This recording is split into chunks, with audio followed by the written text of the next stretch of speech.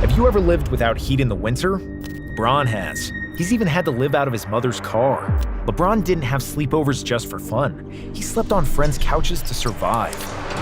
Now, he's an NBA superstar and one of the richest athletes of all time. Here's LeBron's rags to riches story and a review of financial moves that took him from broke to a billionaire.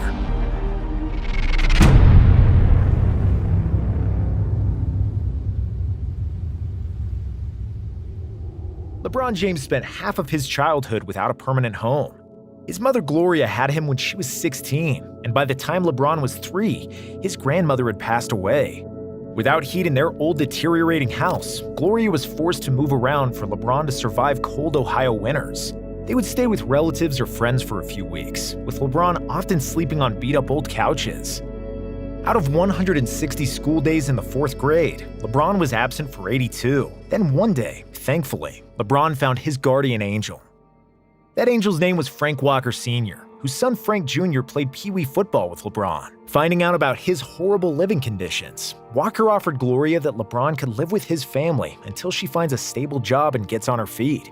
It was one of the toughest decisions of Gloria's life, but she accepted, and the 9-year-old LeBron became the newest member of the Walker family. Finally, for the first time in his life, LeBron found stability.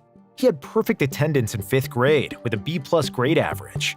Around that time, he also started playing AAU basketball and soon fell in love with the sport. In 6th grade, Gloria found a stable job and an apartment, and LeBron moved back with his mom.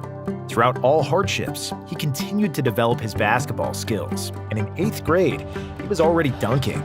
As a high school freshman, LeBron was already so good that he led his St. Vincent St. Mary High School to an undefeated season and a state title. As a sophomore, James averaged 25.2 points and 7.2 rebounds, with 5.8 assists and 3.8 steals per game, and St. Vincent St. Mary won another state championship. And before his junior season, LeBron appeared on the cover of Slam and Sports Illustrated, which made him the most popular high school basketball player of all time. Life was good. Gloria and LeBron weren't homeless anymore, but they certainly weren't rich. However, there was a feeling that it was soon going to change. So, when LeBron was a senior, Gloria gifted him a $50,000 Hummer H2, which stirred national controversy. LeBron and Gloria were on public assistance at the time, living in a modest 2-bedroom apartment on Akron's tough west side. There was no way they could afford such a luxury vehicle, but LeBron was months away from becoming the #1 pick in the NBA draft, and it was the safest bet in the world to loan him and his mother the car. LeBron hadn't even been drafted yet and was already hanging out with pro athletes and rappers. He was driving an expensive car. Generally, he was still pretty broke. Which makes this next financial move completely bonkers and shows how crazy intelligent he is. When James was still playing for St. Vincent St. Mary, Reebok offered him $10 million. All he had to do was choose to sign with them and not accept any meetings with Nike and Adidas.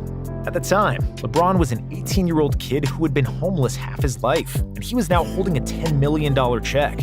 While 99.9% of people in the same situation would jump at that kind of money, LeBron turned it down.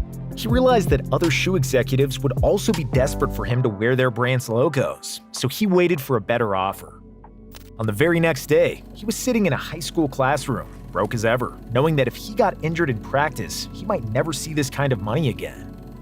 But he bet on himself, and this proved to be the first out of many smart financial decisions to come. After months of pitches, whining and dining, Reebok eventually offered James $115 million to sign with them.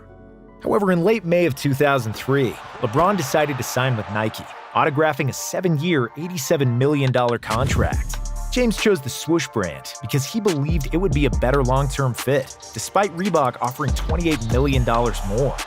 If he had accepted the initial $10 million offer, Reebok would have probably signed him for a much lower price. But because he rejected them, shoe companies were forced to bid against themselves and up the ante. And ultimately, James signed the biggest shoe deal in history for a rookie. In fact, LeBron wasn't even a rookie when he signed the shoe deal. He wasn't even drafted yet. The 2003 NBA draft happened 1 month later, where LeBron, as expected, was selected #1 overall by the Cleveland Cavaliers. His first NBA contract was for $18 million over 4 years, which means that LeBron signed 2 deals worth more than $100 million before he even played 1 minute of NBA basketball. Of course, King James proved that the hype was real and that investing money in LeBron was a smart call. In 2004, he became Rookie of the Year, and in 2005, he was already an All-Star and named to the All-NBA second team. With that kind of success riding the initial hype train, the LeBron mania amongst advertisers could only grow bigger. James became a brand ambassador for Coca-Cola, State Farm, Samsung, McDonald's, and many others. In 2006, the Cavs offered him a maximum rookie extension, and James signed for additional 4 years and $60 million. He could have chosen a 5-year contract, but he smartly opted for more flexibility over a few extra dollars, a move he often repeated in business, firmly believing in his worth.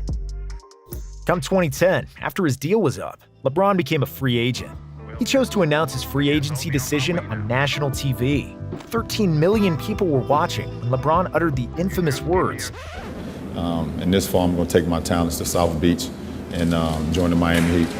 While the decision was tacky and had brought him hate from the entire NBA world, it did raise over $7 million, which LeBron donated to the Boys and Girls Club and various other charities. James's contract with Miami was worth $110 million over 6 years, with the early termination clause after year 4.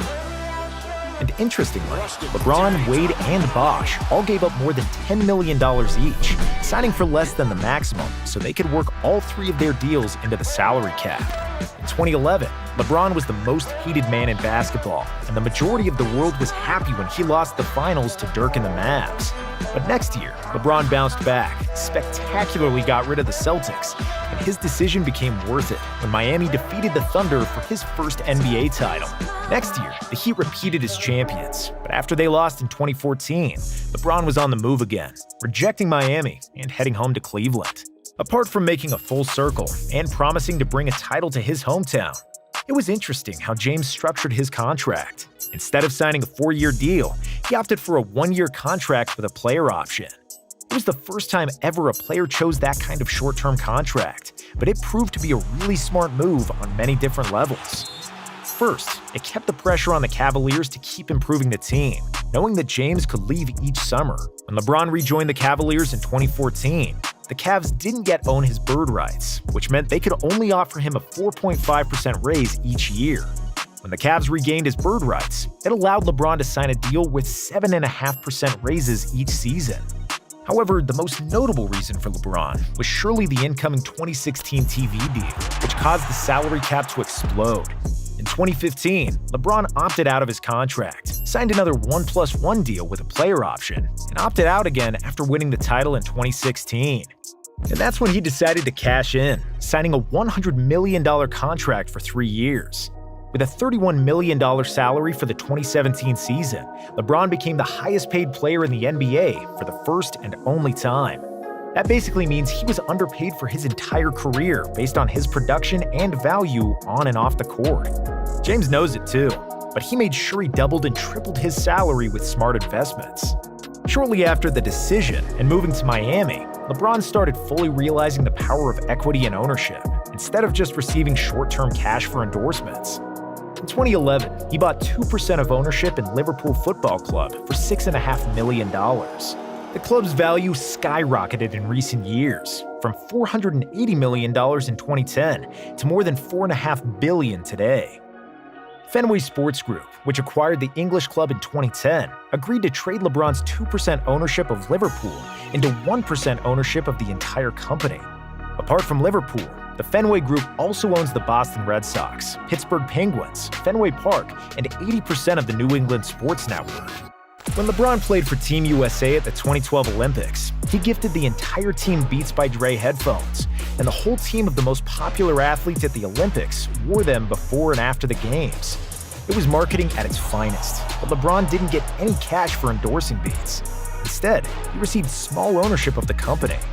When Beats sold to Apple for $3 billion, Kendrick Perkins claimed that LeBron's cut was worth nearly $700 million, but that is exaggerated. James probably earned around $30 million when Beats sold, plus some Apple stocks that tripled their worth today. In 2015, James walked away from an endorsement agreement with McDonald's worth an estimated $15 million and instead became an investor in the fast-growing Blaze Pizza chain. He reportedly paid just $1 million for a 10% slice of the pizza company, pun intended. Blaze Pizza has since grown to more than 300 company-owned and franchised stores throughout the US and Canada, and LeBron's share is now worth more than $30 million. Also in 2015, he signed a lifetime deal with Nike, which is estimated to rake in more than $30 million annually into LeBron's account. James has taken equity in brands like fitness company Beachbody, which acquired Ladder, the sports nutrition company James co-founded with Arnold Schwarzenegger. He also owns stocks in Apple, Lyft, and some other well-known brands, and is endorsing huge companies like AT&T, Pepsi, and Kia. But again, that's not where he makes most of his bread. It's almost unbelievable how he does it, but LeBron is also the owner of multiple businesses. Even though the decision became a flop from the basketball standpoint, LeBron and his longtime friend and business partner Maverick Carter quickly realized the power of producing their own content and how they are no longer confined by TV and big media companies. In December 2014, LeBron and Maverick launched Uninterrupted, a digital platform designed for athletes to give testimonials about their experiences. Their most notable project is The Shop, a talk show that features famous people from all forms of entertainment. In 2020, Uninterrupted, James's marketing agency, and Spring Hill Entertainment all became the Spring Hill Production Company. With more than $100 million raised by investors, Spring Hill quickly became a major player in movie production. Their most notable project is Space Jam 2, starring LeBron, which earned more than $160 million worldwide. They also produced the HBO documentary What's My Name? Muhammad Ali, and the Netflix movie Hustle, starring Adam Sandler, among other projects. In October of 2021, Spring Hill reportedly sold a share of its company for $725 million, but LeBron still remains the biggest shareholder. In 2022, Forbes announced that LeBron became a billionaire, becoming just the third billionaire athlete ever, behind Michael Jordan and Tiger Woods. James is currently the all-time leader in earned salary in NBA history, and he'll finish the 2023 season with $435 million earned in the NBA before taxes and fees. Considering James is still averaging nearly 30 points per game, it's reasonable that he'll sign another maximum contract that would push his NBA earnings over $500 million. Considering that he owns several companies, is a marketer's dream for endorsing products, is a smart investor in up-and-coming startups, and his lifetime deal with Nike, he's still going to earn about $100 million every year, even when he retires. That's a solid chunk of change for a kid from Akron who couch surfed to survive, and it's safe to say that he really is the chosen one and the king.